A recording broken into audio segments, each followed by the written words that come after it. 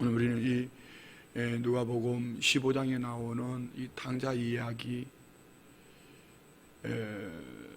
집을 나간 둘째 아들, 또 집에서 아버지를 섬기다 아버지의 마음을 헤아리지 못하는 큰아들.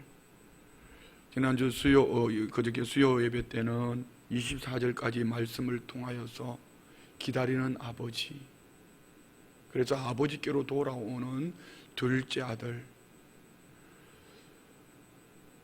바닥으로 내려가 본 그 둘째 아들,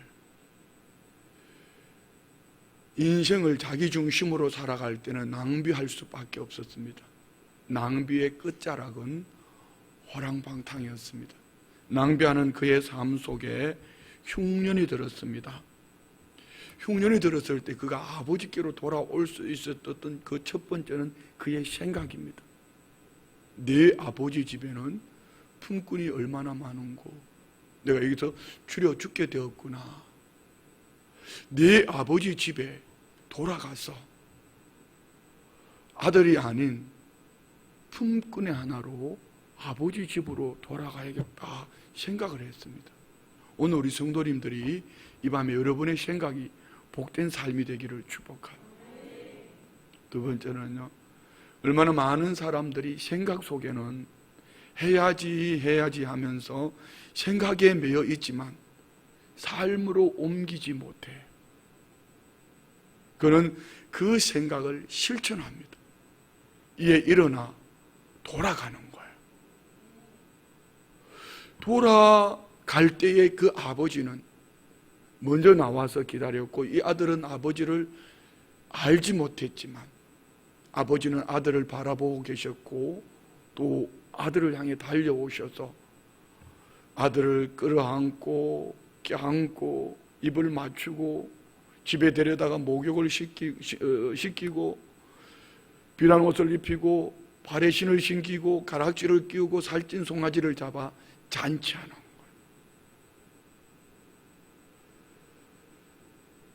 그런데 오늘 우리가 나누는 이 말씀은 큰 아들입니다.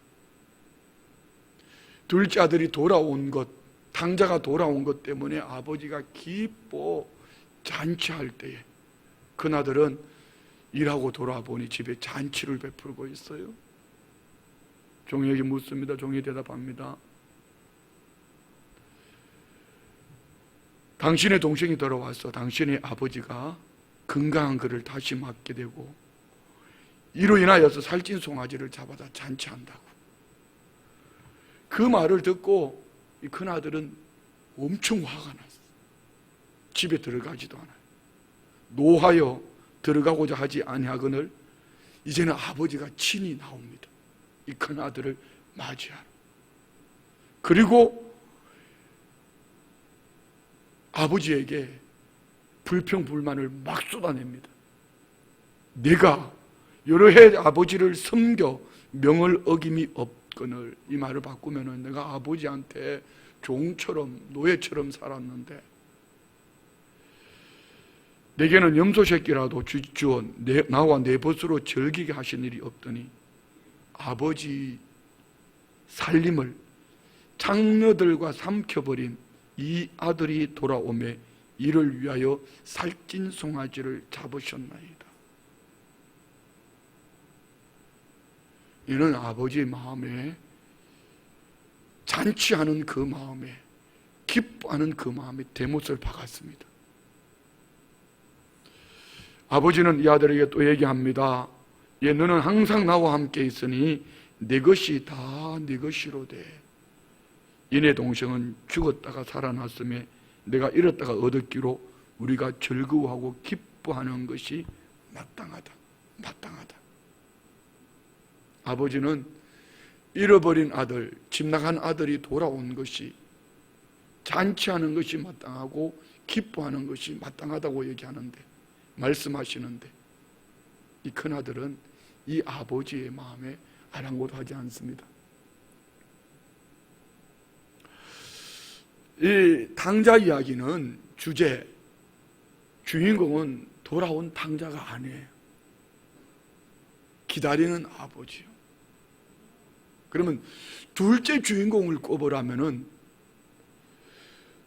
집을 나갔다 돌아온 둘째 아들일까요? 문맥으로 볼 때에 오늘 집 안에서 아버지를 섬겨서 불평 원망하는 큰 아들을 향하여 주시는 말씀입니까? 오늘 본문 문맥은 이렇게 시작해요. 우리 한번 15장 2절 볼까요? 2절, 1절부터 봅시다. 1절부터 다 같이 시작. 모든 세리와 죄인들이 말씀을 들으러 가까이 나아오니 바리새인과 서기관들이 수군거려 이르되 이 사람이 죄인을 영접하고 음식을 같이 먹는다 하더라. 주님이 세리와 죄인들과 함께 그들이 주님 앞에 말씀을 들으러 가까이 오는 것을 보고,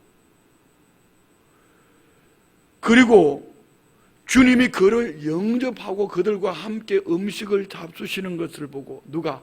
바리새인과 서기관들이, 종교 지도자들이요. 그래서 예수님이 세 가지 비유를 말씀하셨어요. 99마리 양보다 잃어버린 한 마리 양, 9드라크마보다 잃어버린 한 드라크마, 집 나갔다가 돌아온 탕자를 오늘 본문이 말씀하시는 거 아니에요. 아버지의 마음은 이겁니다. 집 안에 있는 오늘 바리새인과 서기관, 자칭 종교 지도자들이라 하며 길거리에서 많은 사람들에게 인사 조문을 받고 거래하는 이들을 향하여서 오늘 주님이 이 둘째 아들, 돌아오는 아들의 초점을 맞춘 것이 아니라 큰아들에게, 바리새인과 사두개인에게 주시는 말씀이에요. 이 말씀이 지금 이 타이밍에, 이 시대에 꼭 우리에게 꼭 맞는 말씀입니다.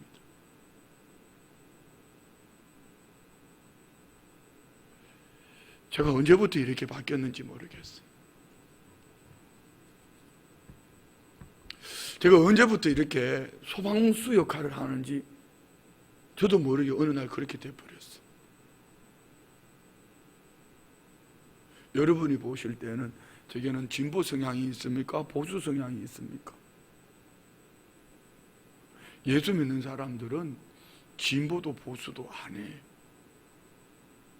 그런데 저는 자연스럽게 옛날 직업이 자연스럽게 보수 성향, 아니 보수 성향이라고 말 안 해도 여러분이 뭐 그렇게 보입니다. 그런데 어느 날부터 보수 진보가 아니라 소방호수 들고 불 끄러 다니는 사람 같아요. 철이 들어가는 거죠. 어떻게 해요?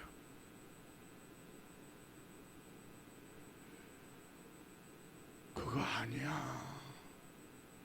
그거 아니야. 그냥 우리 주님 바라보고 기도하자. 그거 아니요. 하나님 살아계시잖아. 이렇게 말하면서 서로 이 사람은 이렇게 말하고 이 사람은 이렇게 말하고 들어보면은 자기 중심에 서서 자기가 옳다고 싸우고 있어요. 그러면 이 사람한테 가서 쉽게 표현하면 내 주머니 풀어서 달래고 이 사람한테 가서 내 주머니 풀고 달래서 화해를 시키는데 나중에 화해시키면 남은 욕 뒤집었어요. 그런데 남는 것은요, 기가 막히는 축복이 있어요. 그게 뭔지 아세요? 주님이 제게 이런 마음을 주시는 것 같다. 그게 내 마음이에요. 그게 내 마음이에요. 하나님은 지금 어떤 사람을 찾으실까? 예수님은 이 땅에 육신의 몸을 입고 오실 때 왜 오셨죠? 예수님 말씀하셨어요. 나는 의인을 부르러 온 것이 아니라 죄인을 부르러 왔다 했습니다. 그런데 우리는 죄인을 찾습니까? 내 마음에 속 드는 의인을 찾습니까? 우리는 알게 모르게 내 마음에 드는 그 사람을 찾습니다. 오늘 바리새인과 사두개인은요, 세리와 죄인들, 그 당시 문화로 사회적으로 볼 때에 그들은 절대로 하나님의 자녀가 되면 안 되는 사람이요. 그런데 예수님이 그들과 함께, 그들이 예수님의 말씀을 듣고 주님과 함께 식탁에 앉아, 주님은 또한 그들을 영접했다. 반갑게 맞이하는 거, 영접하셨어요. 그리고 그들과 함께 식사 교제를 하시는 거예요.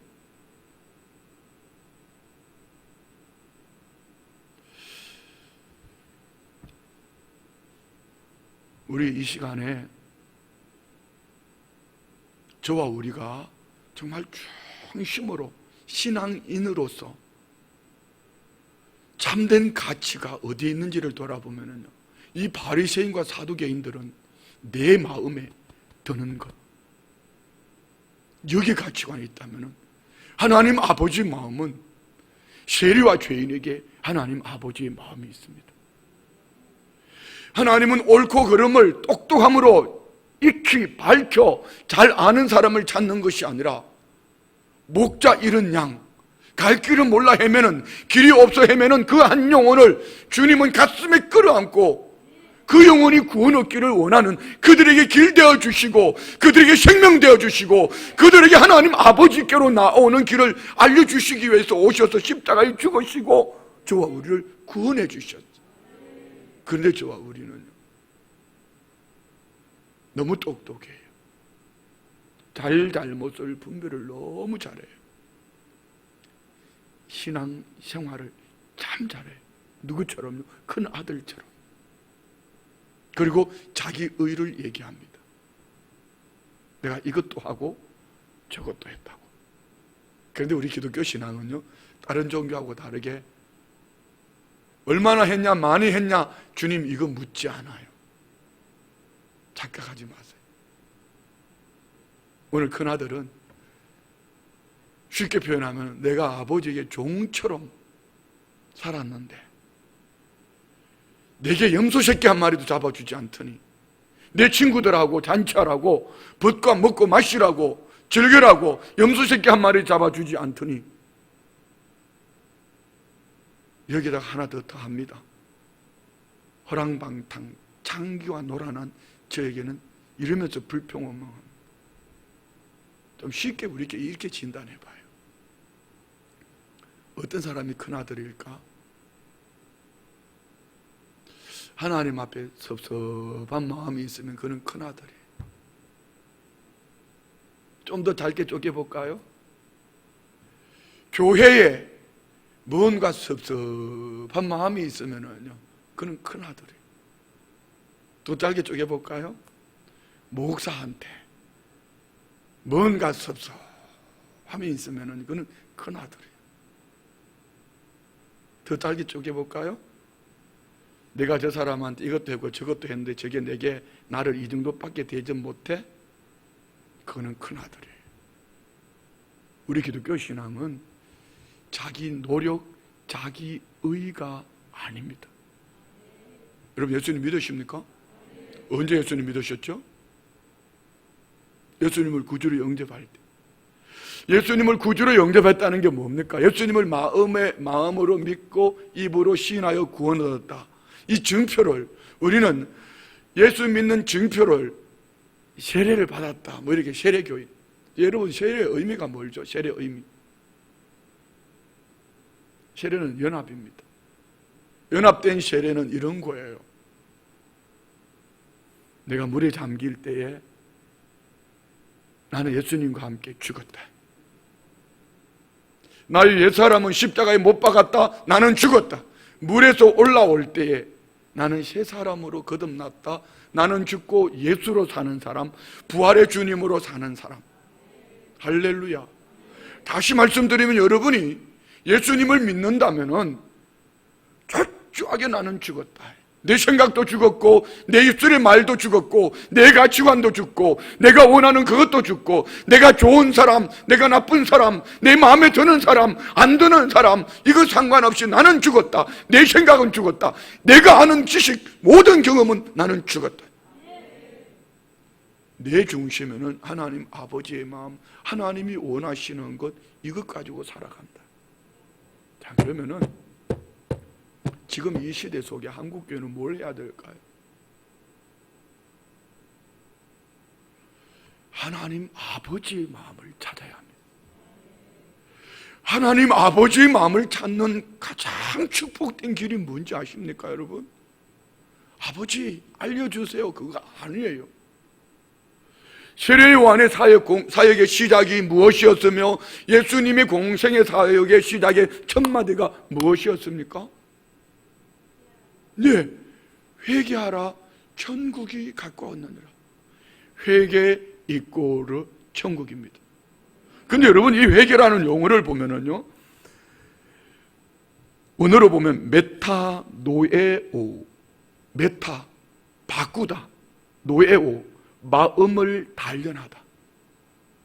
이 말을 우리가 쉽게 알아들으면 내 마음을 예수님께 초점을 맞추고 내 생각을 예수님께 초점을 맞추고 예수님께로 돌아오는 거예요. 예수님께로 마음을 바꾸는 거예요. 내 생각은 죽었어요. 내 가치관은 죽었어요. 내 경험도 죽었어요. 회개는요, 주님이 모든 것이 옳은 거예요.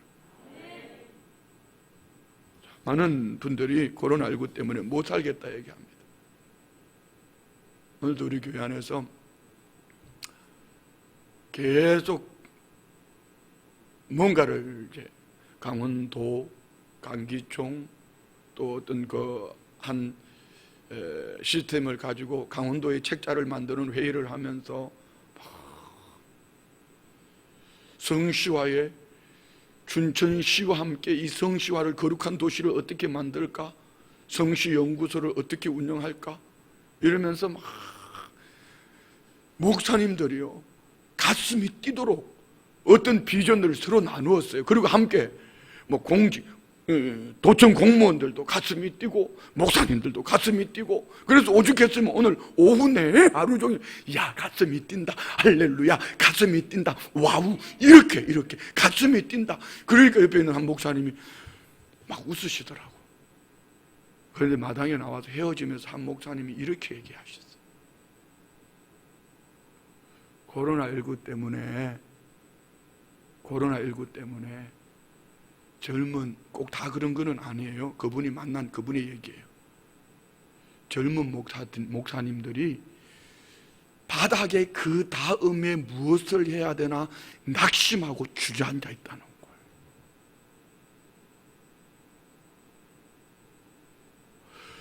코로나19 때문에 얼마나 어렵겠어요. 참 답답해요. 우리 교회를 섬기는 목사가 이렇게 답답한데 개척교회, 미자립교회, 비전교회 이 목사님들은 얼마나 힘들겠어요. 정부가 소상공인에 대해서는 늘 마음이 있는 것처럼 얘기하지만 교회는 쥐잡듯이 잡아대면서 개척교회, 비전교회에 대해서는 한마디, 오히려 반대로 시시콜콜 공무원들을 보내가지고 여차하면은 벌금 물리겠다 하고 여차하면은 이렇게 협박 공갈을 하고 있어요. 그 목사님들이 얼마나 힘들겠어요. 오늘 이제 추석이 얼마 남지 않아서 회의를 하는 가운데 이런 얘기를 했어요. 어린 교회들 좀 돕자고. 돕는 내용이 뭐냐고 그랬더니 지난해에 명절에 과일 한 박스씩 돌렸다고 과일 한 박스씩 돌리자고 그러더라고. 제가 그랬어요. 그거는 돕는 게 아니고 명절 선물. 도우려면 적어도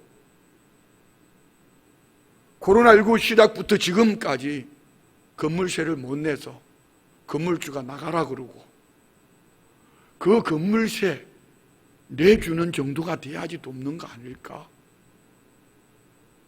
과일 한 박스 주고 명절에 과일 한 박스 주고 그거 가지고 도왔다고 그렇게 말하는 거 아니라고.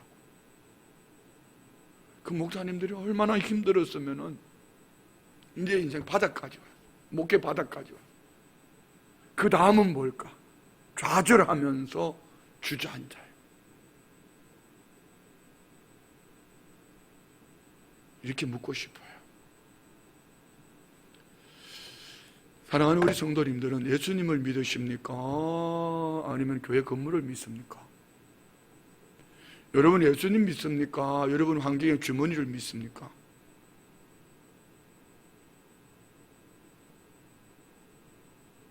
우리 하나님을 믿는 거예요. 우리 예수님 믿는 거예요. 여러분 하나님 살아계심을 믿습니까? 하나님을 기쁘시게 해드리는 믿음은 우리는 두 가지. 히브리서 11장 6절에 이렇게 말씀하시잖아요. 내 삶의 현장에 함께 하시는 하나님 믿으세요? 그리고 그 하나님이 하나님을 찾는 이에게 상 주시는 하나님, 이것이 히브리서 11장이 말하는 믿음장이에요. 다시 묻습니다. 여러분 예수님 믿습니까? 그리고 이 두 가지를 여러분 마음에 있어야 돼요. 여러분 하나님 믿습니까? 여러분의 두 가지요. 한 가지는요, 오늘 저와 우리의 삶의 형편이 어떠하든지 하나님은 나와 함께 하신다. 믿으십니까? 두 번째는 그 아버지 하나님을 찾는 자들에게 하나님은 상 주신다. 그 아버지 하나님의 관점, 아버지 하나님 그 마음의 관점을 갖추고 아버지를 찾으면은 아버지께서 때를 따라 도와주신다. 믿습니까? 코로나19가 참 많이 힘들게 했어요.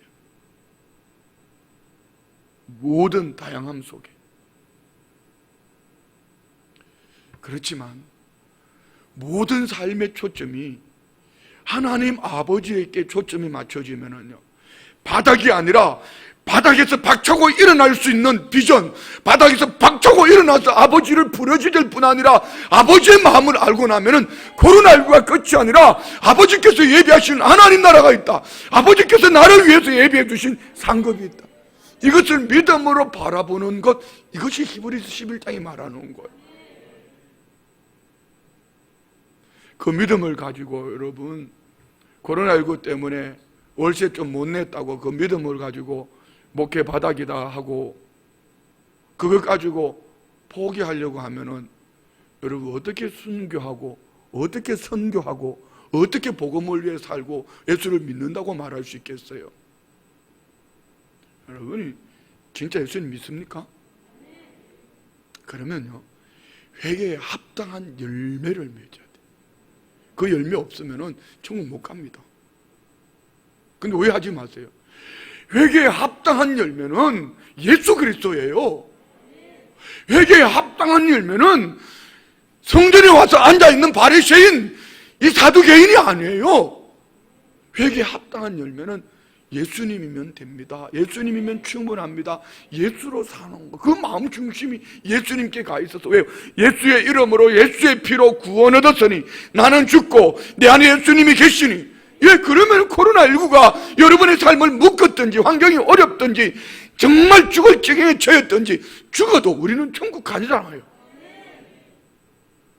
회개에 합당한 열매는 환경 때문에 아니면은 둘째 아들처럼 보따리사가 나갔다가 다시 돌아와서 내가 이것도 하고 저것도 했다고, 큰아들이 이것도 하고 저것도 했다고 아버지의 마음도 모르고, 이거는 여러분 백날역에서 바리새인처럼 사두개인처럼 나는 중직이니까, 나는 오래 신앙생활 했으니까 예배 한 번도 안 빠졌다고. 예, 예배 한 번도 안 빠졌는데, 그는 예배도 한 번도 안 빠졌는데 아버지의 마음을 몰라요. 그는 아직까지 회개한 자가 아니요, 그 아직까지 천국 못 갈지도 몰라요. 구원 얻은 게 아니란 말입니다. 예수님이 그렇게 말씀하셨잖아요. 여러분 예수님 믿으세요? 그럼 여러분 진단해보는 방법은 간단해요. 아까 말씀드렸던 거. 내가 한 행위 때문에, 내가 한 일 때문에 아버지 하나님께 섭섭하고 교회에 섭섭하고 목회자에게 섭섭하다면은 둘 중에 하나입니다. 아직 구원을 얻지 못했든지 아니면은 아직 회개하지 않아, 예수를 믿지만 회개하지 않아서 어린아이 신앙으로 아직 주저앉아 있든지 둘 중에 하나일 겁니다.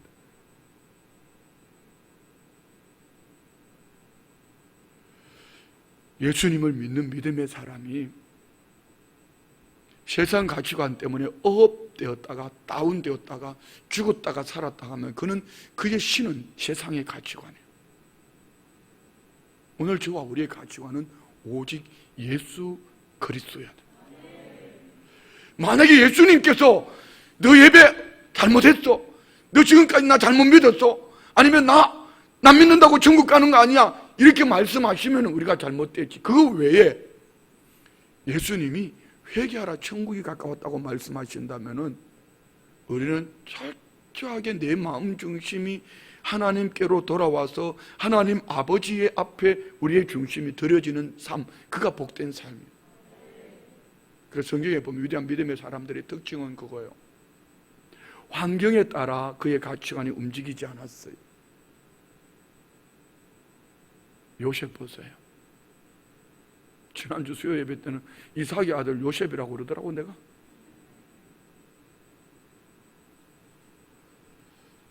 요셉은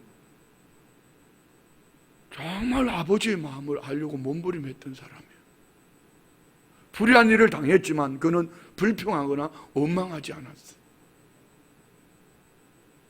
그리고 철저하게 함께 하시는 하나님, 하나님께 초점, 하나님께 가치관을 두고 요셉은 살아갑니다. 다윗 보세요. 사울 왕이 3,000명의 군대를 동원해서 그를 죽이려고 쫓아다니지만 3,000명 군대 사울 왕 다윗은 그게 초점이 맞춰진 것이 아니라 하나님께 초점이 맞춰졌으니 사울 왕을 죽일 기회가 2번씩이나 있었지만 아버지께서 기름 부으신 왕, 아버지께 초점을 맞추니 아버지께서 기름 부은 왕, 결국은 사울은 2번씩 다 다윗에게 그의 잘못을 실토하지만 결국은 사울은 끝까지 다윗을 죽이러 쫓아다닙니다. 그 집구석은 망했어요. 그런데 하나님은 다윗의 손을 들어줍니다. 여러분, 어려움을 당하는 것이 불의한 것이 아니고 어려움 속에서도 철저하게 하나님 아버지의 마음을 찾고 어려움 속에서도 철저하게 하나님 아버지의 마음이 어디에 있을까, 이것을 찾고 구하고 달려가는 그 성도가 하나님께서 마지막에 웃게 하는 성도. 코로나19 때문에 많이 어렵죠. 저도 많이 힘들어요. 혼자 있으면은 불편할 때 참 많아요. 예전에 모임을 가도 목사님들이 말들을 잘 안 해.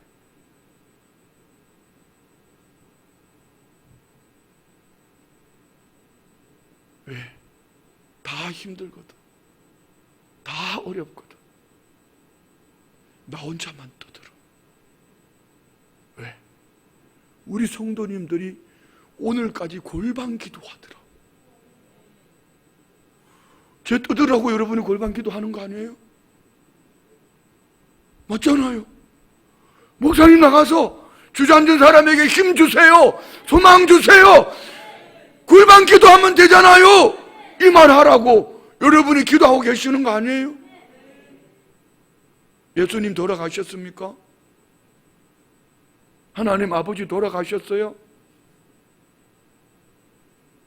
그렇지 않다면은 환경 때문에, 사람 때문에, 형편 때문에 무너지는 것이 아니라 오늘 저와 우리는 그래도 하나님 아버지 살아계셔. 저기 가서 그거 안 한다고 우리 목사님은 말로는 그러더니 그거 안 한다고 그리고 보따리사가 다른 교회 가고, 전에는 촛불들로 안 간다고 그걸 보따리 사가지고 가더니만 요즘은 또 광화문 안 간다고 보따리 사가지고 가고, 그러면 촛불하고 광화문 때문에 성도만 며칠 갔어.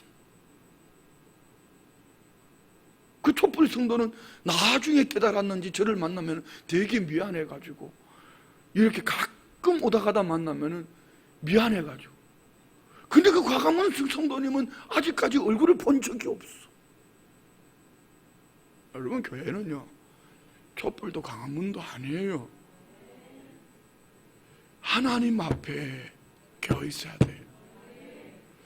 하나님께서 이 코로나19 상황 속에서 하나님이 원하시는 게 뭘까? 하나님 아버지의 마음을 구하고 찾고 두드리는 가운데에 이것이 환난의 때라면 견뎌내면 돼요.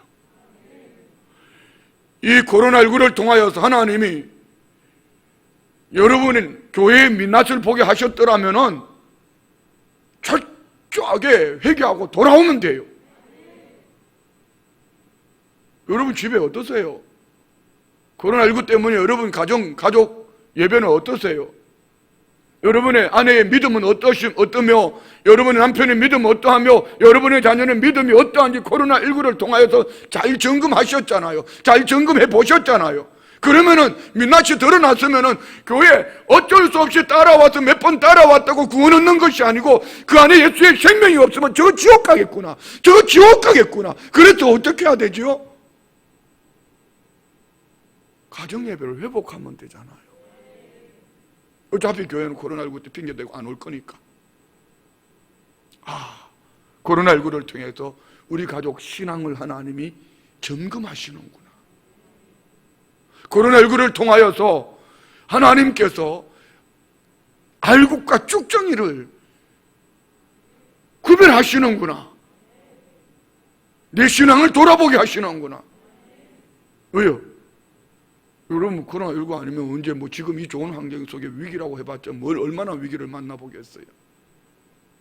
그리고 코로나19 때문에 위기를 만나놓고 보니까 내 신앙이 아니었어요.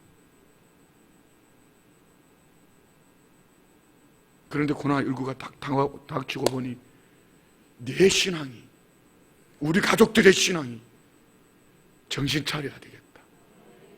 이렇게 살다가 저거 지옥 가겠다. 저거 이렇게 살다가 나 지옥 가는 거 아닌가? 여러분, 복음은요, 복음의 특징 세 가지 한번 따라해봐요. 복음의 절대성, 복음의 긴급성, 복음의 전달자. 복음은요, 절대성. 복음은 예수 그리스도 외에는 어떤 것으로 구원 얻을 수가 없습니다. 다시 말씀드리면, 여러분이 예수님을 믿는다면 나는 예수님과 함께 죽었다, 나는 예수님과 함께 죽었다, 이것이 오늘 저와 우리 안에 있는 그 사람이 구원 얻은 사람이요. 세례 받았다고 구원 얻는 거 아닙니다. 교회 오래 다녔다고 구원 얻는 거 아니에요. 여러분이 직분을 가졌다고 구원 얻는 게 아니란 말입니다. 이 구원이란 말을 쉽게 생각하면 안 돼요. 복음은 오직 길과 진리와 생명 되신 예수 그리스도 그분으로 말미암아 하나님 아버지께로 나아가는 길이에요. 절대성, 예수 그리스도 외에는 어떤 것으로도 구원 얻을 수 없다. 그 주님이 나의 죄를 대신해 십자가에 죽으셨다, 죽으시고 사흘 만에 살아나셨다. 그러면은 나는 그 주님과 함께 옛 사람이 나는 죽었다. 할렐루야. 나는 예수의 생명으로, 나는 예수로 산다. 이것이 복음의 절대성이에요. 긴급성. 주님이 오늘 오실지 내일 오실지 몰라요. 그리고 그가 오늘 죽을지 내일 죽을지 몰라요.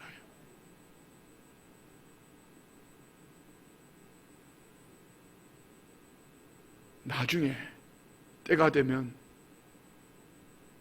여러분 착각하지 마세요.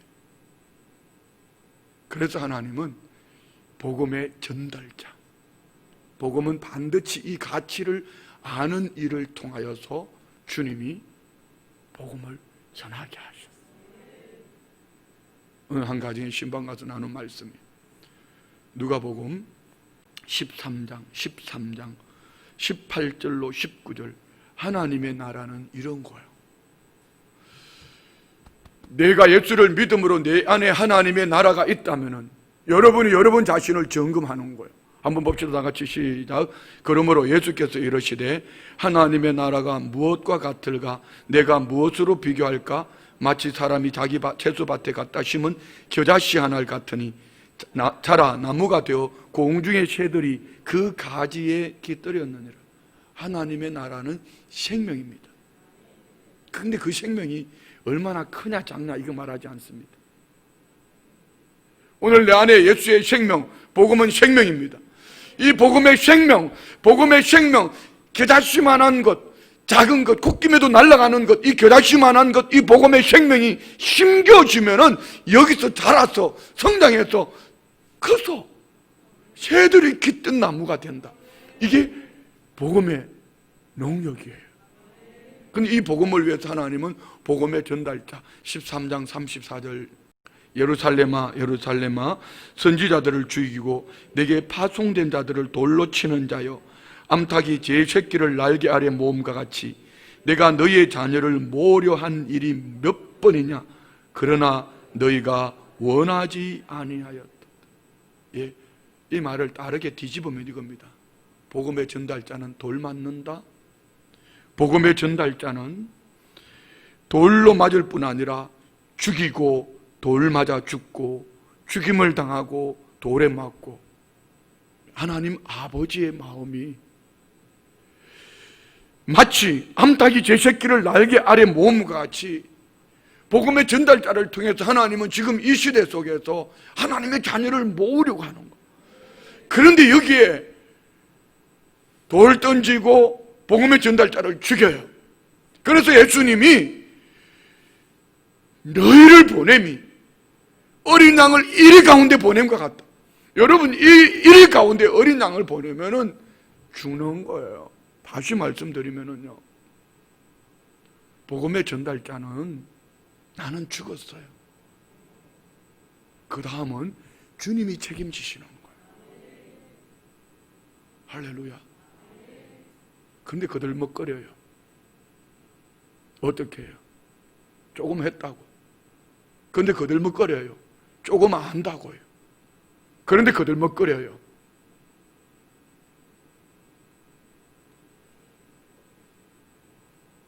그거 아니요. 그거 아니요.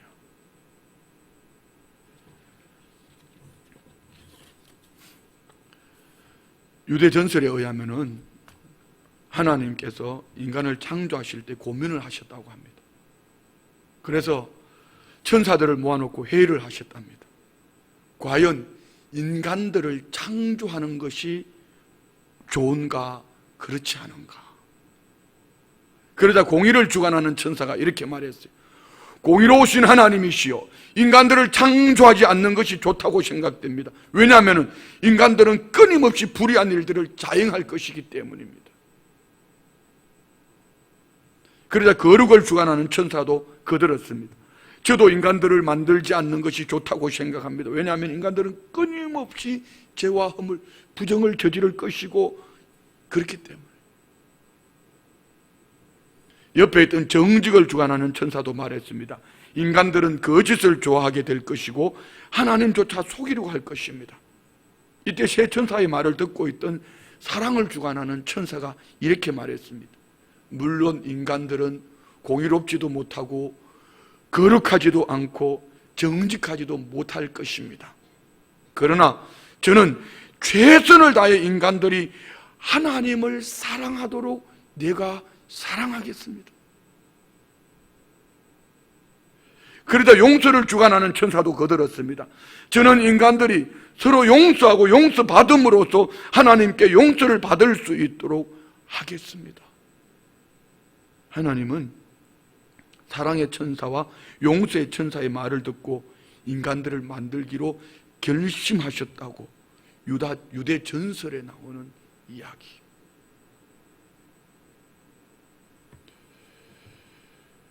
복음은요,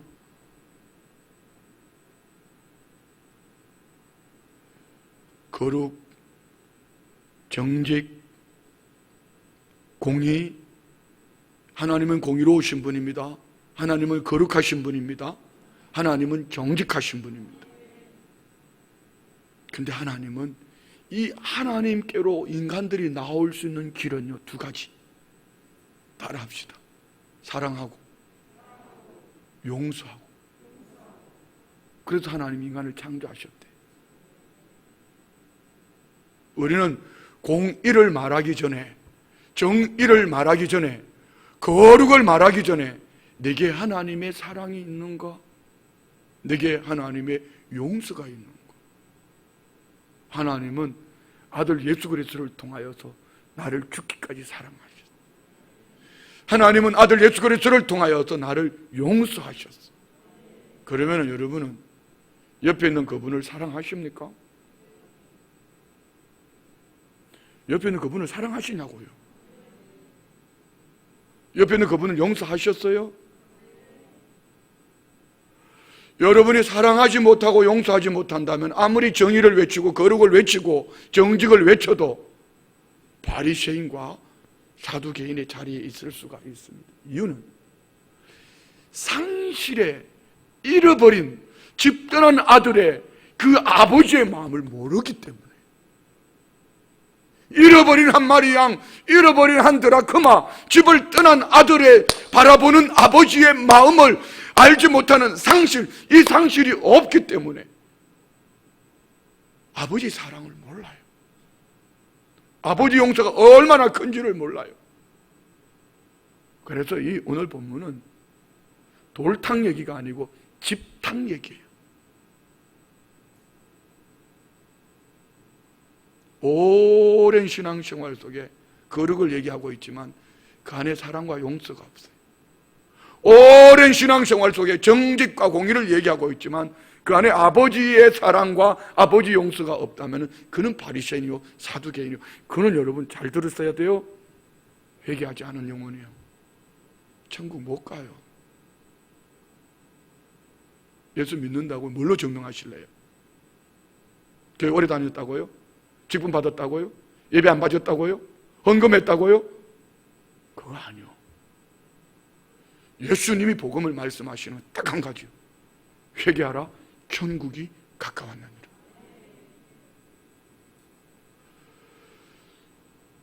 회개는 내 마음이 하나님께 확정되어진 마음으로 하나님 아버지께로 돌아가는 거예요. 이 속에는 나 이전에 죄와 허물로 죽었던 자야, 나 이전에 아버지 사랑 없었으면 난 지옥 갈 자야. 그 큰 은혜와 그 사랑이 너무 크고 그 죄를 사해 주신 은혜가 너무나 크기 때문에 그 사랑의 빚을 갚을 수가 없어서, 그 은혜의 빚을 갚을 수가 없어서 모두를 용서했고 모두를 사랑했고 모두를 기다리는 아버지의 마음을 가지고 살아가는 이것이 복음이요. 오늘 저와 우리 안에, 한국교회 안에 이게 있어야 돼요. 그런데 왜 그렇게 싸워요? 왜 그렇게 미워 죽으려고 그래요? 나하고 정치적인 성향이 다르다고요? 이데올로기 이념이 다르다고요? 성경은 그렇게 가르치지 않았어요. 임금을 위해서 기도하라고 그랬어요. 그거는 여러분 하나님을 믿는 것이 아니고 대항에서 싸운다는 것은 내 힘으로 정부하고 붙어서 한번 이겨보겠다는 거예요. 그거 복음 아니요. 그거는 이념 신앙이에요. 정치 신앙이에요. 정말 예수 믿는 믿음의 사람이라면, 하나님을 믿는다면은 정부가 불하거든 하나님 아버지 앞에, 아버지 이 나라를 불쌍히 여겨주세요. 대통령을 불쌍히 여겨주세요. 바른 가치관을 가지게 해주세요. 살아계신 하나님 아버지 앞에 하나님 아버지의 마음을 구하며 기도하는 것이, 이것이 신앙인의 모습이에요. 오늘이 골방기도 마지막 날입니다. 열흘 동안 무슨 기도 하셨어요? 기도 많이 하셨다고요? 많이 깨달으셨다고요? 이제 생각이 하나님 아버지께로 돌아와야 돼. 우리의 걸음이 뻘떡 일어나서 아버지께로 나아가야 돼. 할렐루야. 그리고 내가 한 일 때문에 의로움을 나타내지 말고 그 은혜 때문에 모두를 사랑할 수 있는 여러분 마음이 활짝 열려야 돼. 모두를 용서해놓고 기다리는 아버지의 마음을 가지고 어제의 그 사람으로 만나는 것이 아니라 오늘의 새 사람으로 기대하고 기다리는 아버지의 마음을 품고 살아가는, 이것이 진정 구원 얻은 하나님의 사람들의 삶이에요. 여기 내 기준, 내 잣대, 내 중심을 가지고 특별히 여러분 신앙생활을 오래 하신 분들, 교육자들 조심하셔야 돼요. 판단하지 마세요. 중직자들 조심하셔야 돼요. 바리새인의 자리에, 사두개인의 자리에 어느 순간적으로 가 있습니다. 이런 기대 있잖아요. 저도 주님이 용서하시소. 저도 주님이 구원하실 거야.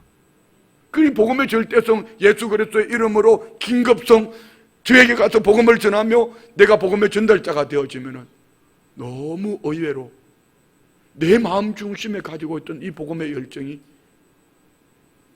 주님이 앞서가서 길을 열어놓으셨어요. 할렐루야. 이 얘기하고 마칠게요. 지난주 수요일 때 얘기했던 얘기. 요즘 저는요 정말 행복하게 바쁘게 즐겁게 신앙생활하고 있습니다. 이거는 여러분들의 저 기도 때문에, 저 기도 때문에.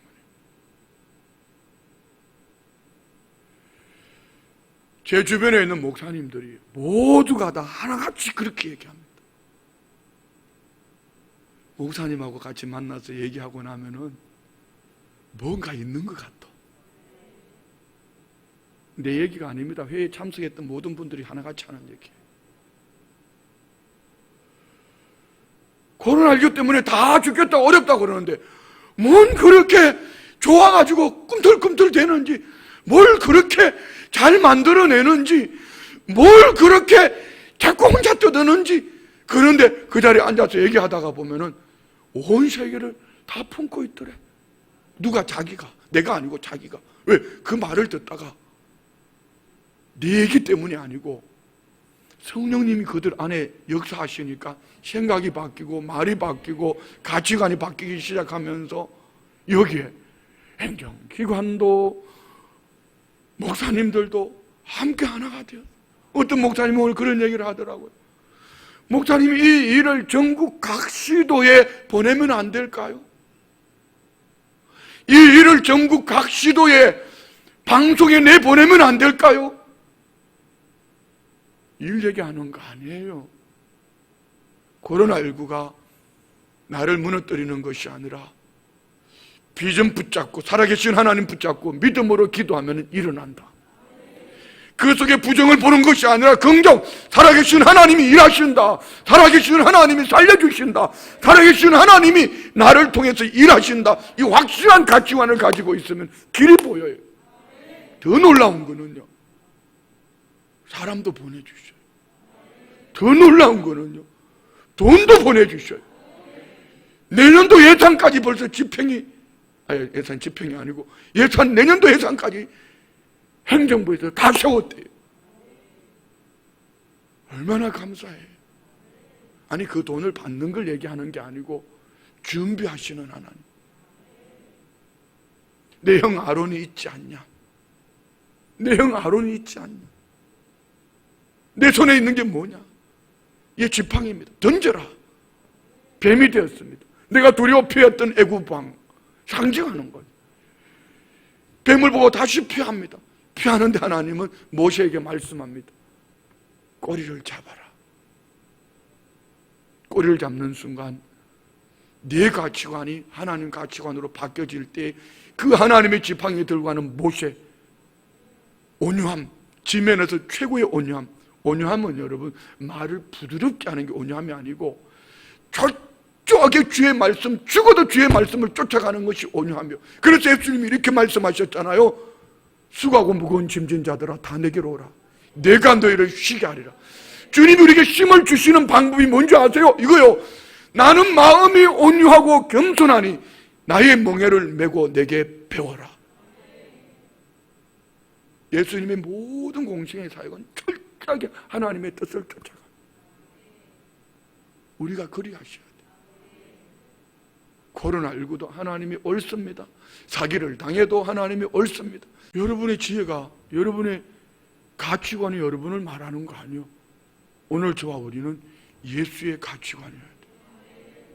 예수님이 마음이 온유하고 겸손하셨으니, 예수님이 하나님 말씀에 철저히 순종하고 따르시면서 주의 말씀을, 하나님의 말씀을 쫓아 믿음으로 순종하셨으니, 우리도 예수님처럼 철저하게 하나님 옳습니다, 하나님 옳습니다, 코로나19도 옳습니다, 회복하는 것도 옳습니다, 아픈 것도 옳습니다, 망해도 옳습니다, 하나님 옳습니다 말하면서 주님을 끝까지 쫓아가면은 죽어도 우리는 산다, 영원토록 산다.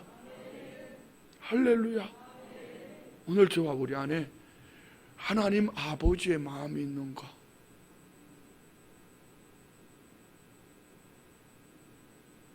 큰아들 말고, 일 잘한 큰아들 말고, 불평하는 큰아들 말고, 원망하는 큰아들 말고, 잃어버린 그 한 영혼이 주님께로 돌아오는 것 때문에 기뻐하시는 그 아버지의 마음에 이 기쁨을 가지고 코로나19가 걸렸어도, 환경이 어려워도 주님이 그 한 영혼 때문에 기뻐하는 그 모습을 내 가슴에 품고, 항상 기뻐하라, 쉬지 말고 기도하라, 범사에 감사하라, 이는 그리스도 예수 안에서 너희를 향하신 나의 뜻이다. 주님 말씀하시죠. 그럼 우리 그냥 기뻐해요. 감사해요. 그리고 기도하는 거예요. 이것이 하나님의 뜻이래요. 따라합시다. 기뻐하고, 감사하고, 기도하고. 예, 기뻐하고 감사하고 기도하는 것은 예수님께 초점 맞추는 방법밖에 없어요. 예수님이 내 인생의 전부입니다. 나는 예수님 때문에 구원 얻었습니다. 나는 예수님 때문에 천국 갑니다. 내 마음이 하나님 아버지께로 돌아와서 예수님 때문에 나는 기뻐요, 예수님 때문에 나는 감사해요. 눈 감고 있다가도 아멘 할 때 좀 크게 해봐봐. 남들 아멘 크게 하는데 눈 감고 입 뚝 다물고 있어. 다시. 나는 예수님 때문에 기뻐해요. 나는 예수님 때문에 감사해요.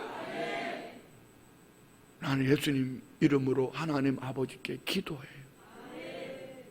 이게 이 시대를 이겨내는, 이 시대를 살아가는, 그래서 사랑하고 용서하며 살아가는 우리를 통하여서 지방행정부도, 대통령도, 국무위원도, 국회의원도, 저 보수도, 진보도, 여당도, 야당도 다 끌어안고 그들이 주님께로 함께 돌아오는 거, 이게 주님이 기뻐하는 거. 우리 하나님 아버지의 마음을 가지고 오늘 밤에 기도합시다. 두 가지. 한 가지는 여러분의 생각이 예수님의 생각으로 바꿔지기를 원합니다. 어떻게 예수님 생각으로 바꿔요? 주님이라면 어떻게 하실까? 주님이라면 지금 뭐라고 말씀하실까? 두 번째는 삶으로 일어나 아버지께로 돌아가야 돼. 내 마음이 확정되어진, 아버지께로 확정되어진 회개한, 그 회개에 합당한 열매를 맺는 그 삶. 잘못했다고 우는 게 그 회개 아니요. 내 마음이 예수님께 확정되어져서 어떤 환경, 어떤 사람, 어떤 형편 만나도 주님 옳습니다라고 믿음으로 살아가는, 이것이 회개에 합당한 삶의 연애가 있을지어다. 기도합니다. 하나님 아버지, 이 밤에 하나님 아버지의 마음을 깨달아 아버지가 원하시는 은혜의 삶 나도 살기를 원합니다. 지금까지 많은 세월 동안 신앙생활하고 교회도 나오고 직분도 얻었지만 내 마음이 주님 뜻대로 살기를 몸부림하지 못했고, 주님이면 충분합니다, 예수님이면 충분합니다, 복음의 절대성, 복음의 긴급성, 복음의 전달자로 살지 못했음을 회개합니다.